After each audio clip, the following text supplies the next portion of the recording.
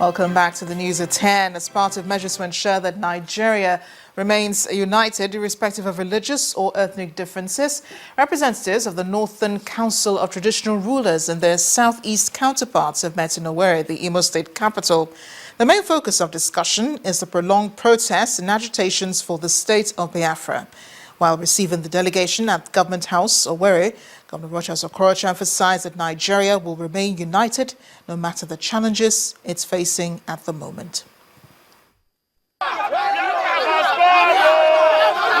Protesting pro-Biafra youth, agitating for the release of Nnamdi Kanu, whom they say is their leader.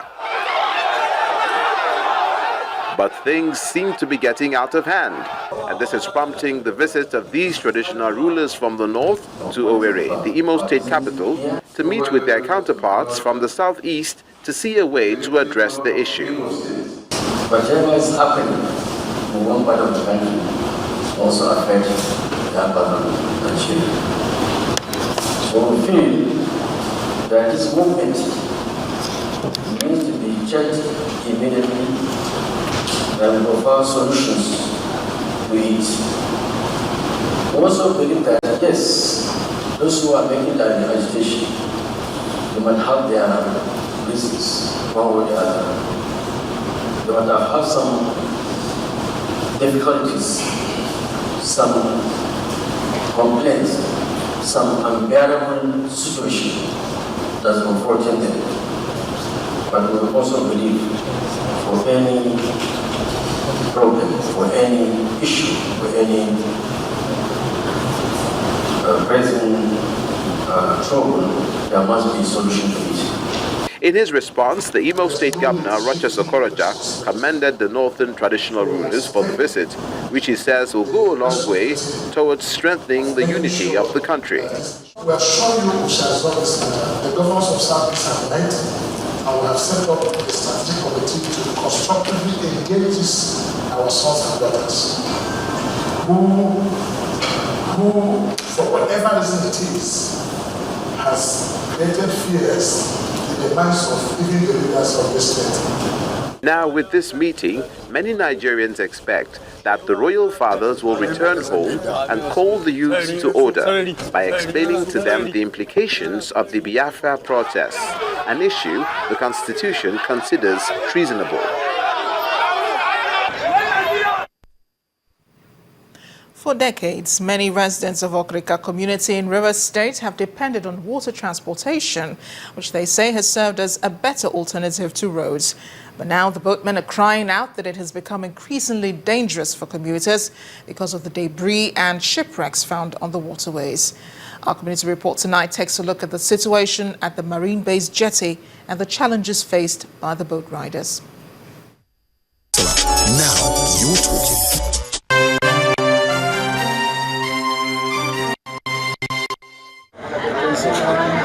It's a normal day at Marine Base Jetty in Port Harcourt, River State, as commuters disembark to go about their daily business. The environment appears to be in dire need of sanitation, though. After observing the safety rule, we then proceed on a journey to Okrika. Dots of debris and wrecks are seen along the waterway.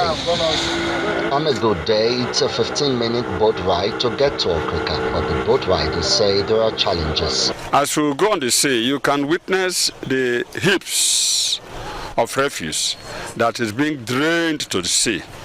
And some of these heaps of refuse are so dangerous. So you see them surfaced on the surface of the river, on the water. Some are floating, but are not visible. And these invisible floating objects are very dangerous to our boats. This young man says he's following his father's footsteps in boat riding. My father don't be to this mess close to 30 years now. The business is okay. For now, as there is no work, so all of us put it here to manage up, to meet up just their life. Residents of the community say this jetty means a lot to them. I use this road regularly, almost every day, to and fro. I use this place. That is why the water transport is significant to me, as well as many other people, because we have no other alternative except the up road, which occasionally the neighbors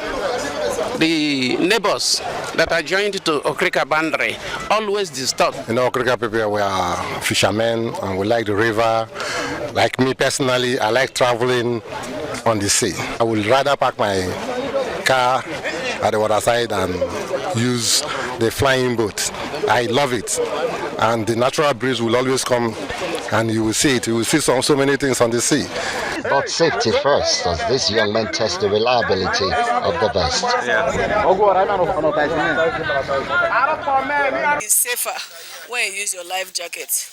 By then it will be safe that even if the boat capsizes, God forbid, with it you'll be very safe. Though our boat almost collided with a boat while we were coming, but we were rest assured with the use of the life jacket. Chairman of Okrika local government area tells Channels Television that the process to make life better for the boat riders is ongoing. There is this need to clean the water and the cities around Port Harcourt.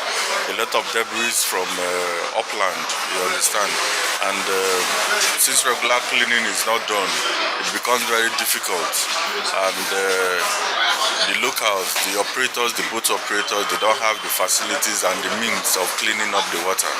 So this is something government have to look into, especially the Ministry of Environment.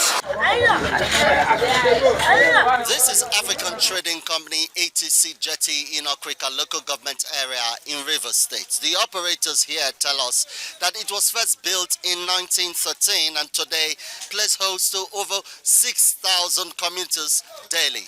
For the people, it's not just an economic route, but a heritage of some sort that I hope will be sustained for a long time to come. Emmanuel Ere, Channels Television News.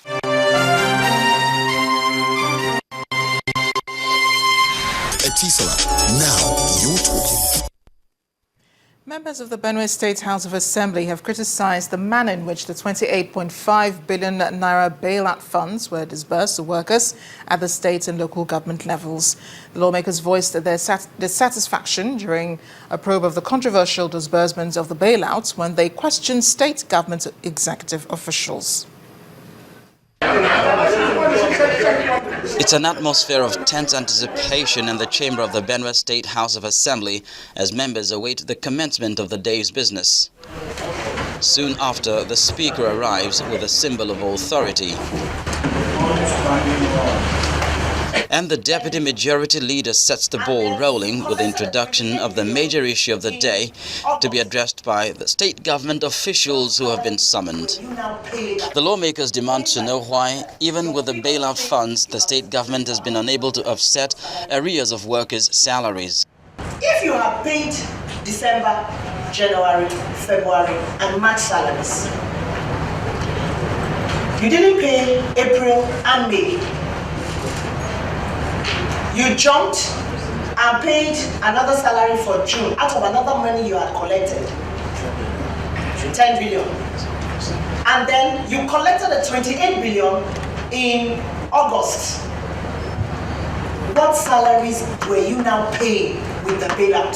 It's the difficulties that were already on ground before they came in. Some of the money was used to pay May and June salaries. When the bailout came in later in the year, this money was returned to the 10 billion because the borrowed money that we have to pay. The state government also disagrees with the lawmakers' insistence that the salaries be paid regardless of whether it is to legitimate or ghost workers. As for the position that everybody, whether you are irregularly employed or not, to be paid, I think we will be encouraging criminality.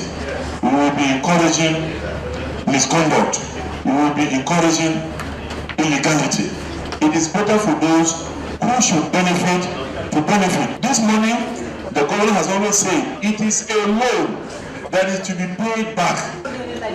However, the explanations offered by the executive are simply not enough to address the concerns raised by the legislators. He has confessed that he has not finished what he's supposed to do, so he cannot give us final report. But the ultimate result we're looking for is that everybody that is supposed to be paid bailout is paid. From the look of things, the Benue state lawmakers may be on the warpath with the state government over bailout funds and workers' salaries.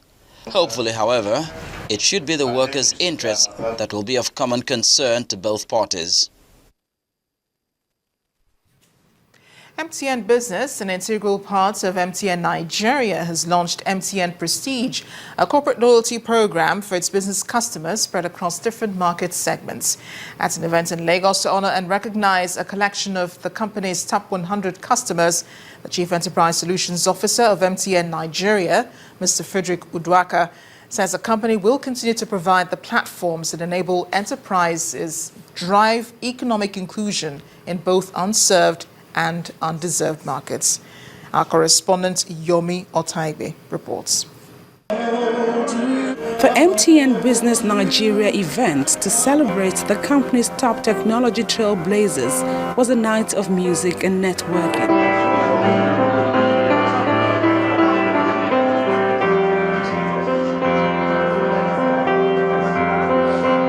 Moving into a larger hall, top CEOs and managers spanning different industries such as oil and gas, banking and finance, education, manufacturing and government agencies get to hear some of the issues they may need to consider in making projections for the year 2016. The first question you must ask yourself, I reiterate, are the goods, the services that we are producing, are they the right ones for this market?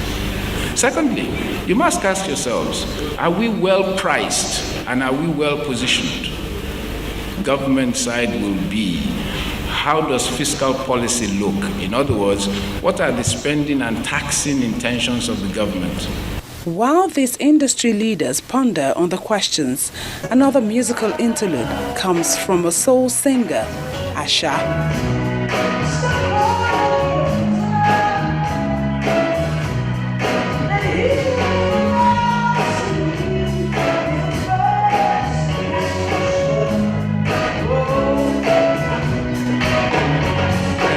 They will continue to enjoy the quality of service. We are always improving. We're always working with our customers, trying to understand how well we've done and what they need us to do better, and also helping them to really understand technology and exploit that technology, again, to grow their business, drive their revenues, and reduce their costs. Over the years, MTN Business has been supplying business communication solutions to Nigeria's enterprise markets. The company says with continued investment in its infrastructure and capabilities, its customers will remain the most important factor. Now to the arts. 31 art pieces that show strong elements of design, surprise and satire. That's how the works of Rakib Basharun, an artist who's given over 3 decades to art, are described. His exhibition, Evolving in 360, is one that tells of societal issues, and for the artist, any object is used to narrate the story. Art Review tonight celebrates Rakib Basharun and his message.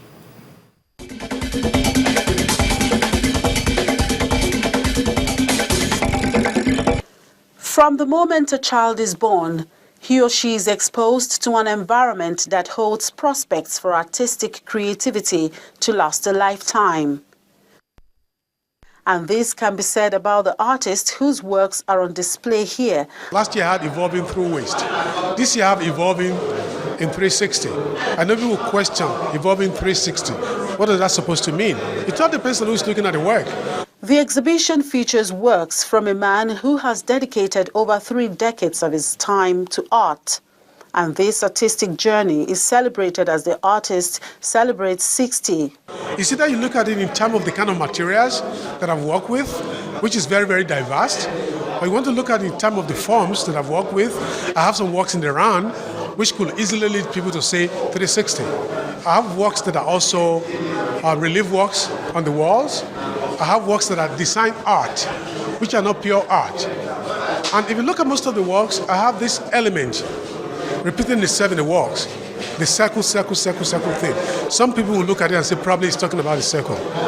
I think it's a body of work. It's all embracing, whichever way you look at it. Rakib Bashiru effortlessly blends different items to create masterpieces. A lot of times I work on 2, 3, 4, 5 works at the same time. So I really cannot pin it down specifically that this is how long it took me to do this work or how long it took me to do that work. But other than that, I don't think about time factor. I just think about realizing, what I have at the back of my mind. From the flowery or fan blade shaped pieces in stainless steel and brass, wood designs to can openers, all 31 artworks are connected to societal issues. Art is a lifelong process, and for those who are fortunate to connect with creativity at some point, their purpose is to churn out works that will help others understand the art of styles and techniques, which will build self-confidence in those who wish to embark on a similar voyage to explore what art has in store.